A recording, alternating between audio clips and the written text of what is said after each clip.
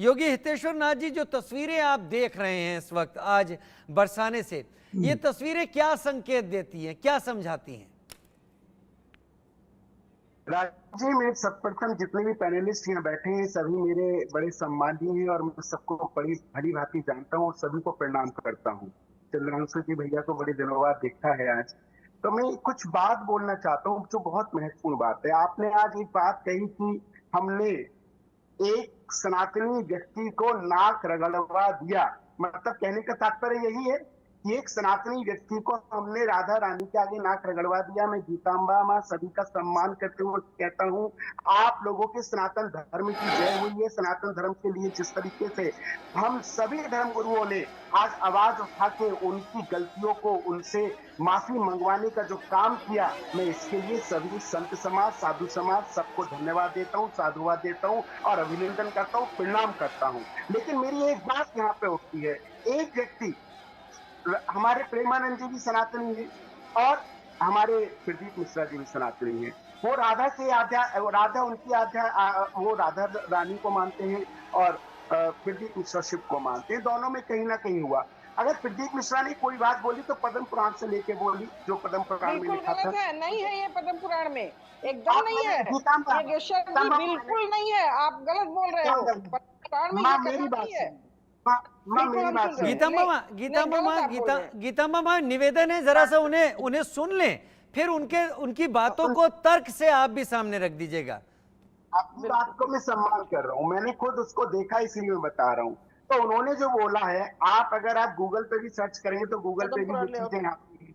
आप अगर गूगल को सर्च करेंगे, भी है कि अनय घोष बाकायदा गूगल में जाइए, देखिए उसमें दिखा है सब कुछ, गूगल पे आप देखेंगे उसमें भी है। तो या तो फिर गूगल गलत है या पद्म पुराण गलत है या प्रदीप मिश्रा गलत, जो भी गलत है। मैं कहता हूँ जिसने भी जो बोला, मैं तो खुद मानता हूँ राधा रानी के बारे में कि राधा रानी कहाँ की, मुझे सब पता है। बरसाने की तो जो भी हो रहा है वो सब गलत हो रहा है, नहीं होना चाहिए। लेकिन मैं एक बात ही कहना चाहता हूँ, चैनल के ऊपर सारे पैनलिस्ट बैठे हैं, सबको प्रणाम करते हुए, कि आज एक सनातन को आपने सनातनी व्यक्ति को नाक रगड़ दिया, जिसने पूरे विश्व के अंदर शिव मंदिर जो खंडर पड़े हुए थे, जहां पे हमारे देवी देवताओं पे जो जानवर है वो सुसुक करते थे, खंडर मंदिरों को, शिव मंदिरों को एक व्यक्ति ने पूरे भारत के अंदर ही नहीं, मतलब कहां कहां उन मंदिरों को जागृत करवा दिया, शिव की आराधना कराई, पूजा कराई, पाठ कराई। हम उसकी विशेषता नहीं देखते, हमने उसने एक बात बोली तो आपने उसकी गलतियों को पकड़ लिया। लेकिन जिसने शिव को पूरे विश्व के अंदर, पूरे भारत के अंदर खंडर मंदिरों को जागृत कर दिया, जहां मंदिरों को, जहां पे भक्तों को भेजना प्रारंभ कर दिया, लोगों के अंदर शिव की भक्ति को जगाया, हमें उसको भी प्रणाम करना चाहिए, हमें उसको भी वंदन करना चाहिए। अब बात आती है कि आपने एक सनातनी को झुकाया, नाक रगड़वा दी, लेकिन हमारे भारत की संसद के अंदर ओवैसी जैसा व्यक्ति जब ये बात बोलता है कि फिलिस्तीनी जिंदाबाद, तो क्या हमारे धर्मगुरु उसका पुतला जलाएंगे? क्या धर्मगुरु उसके लिए बैठेंगे? क्या धर्मगुरुओं को नहीं बैठना चाहिए? धर्मगुरु तब कहां होते हैं जब भारत की संसद के अंदर एक ऐसा देश का आतंकवादी, उग्रवादी, जो कि इस देश का जिहादी मानसिकता रखता है, भारत की संसद में बोलता है कि फिलिस्तीन जिंदाबाद। तो ये राइट है? किसी भी संत ने इसके लिए ना कोई पुतला फूका, ना किसी ने आवाज फूकी, भारत को कुछ मानती नहीं। अब सनातन को मैं कहता हूं, देश बचेगा तो धर्म बचेगा, अगर देश नहीं बचेगा तो धर्म भी नहीं बचेगा। अभी हम सबको विचार करना पड़ेगा देश के ऊपर। हमारे भारत की संसद में ऐसी जिहादी मानसिकता के लोग बैठे हैं, लेकिन किसी भी संत ने इसको पर आवाज नहीं उठाई, किसी ने भी कोई धर्म सभा नहीं करी, किसी ने धर्म संसद नहीं करी, कोई नहीं जागा, ना कोई जागेगा, क्योंकि किसी को फर्क नहीं पड़ता। ठीक है गीता मामा, ठीक है गीता मामा, गीता मामा, पूरा प्रबंधन कर दिया। ठीक है गीता मामा बोले, फिर मैं बाकी मेहमानों का रुख करूंगा। जल्दी गीता मामा।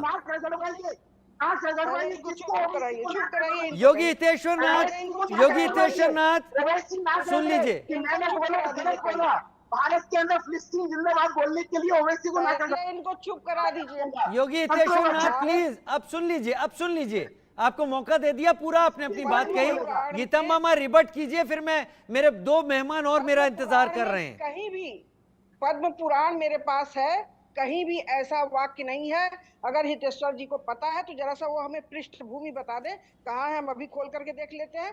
कहीं भी पद्म पुराण में ये बात नहीं है राधा जी के विषय में। रही बात ओवैसी की, वहाँ संसद में बहुत से हिंदू ऐसे हैं जो ओवैसी के खिलाफ लड़ेंगे और बोलेंगे, और जो चाहे जो करेंगे ओवैसी का होगा। ऐसा नहीं कि ओवैसी के लिए सब चुप लगा के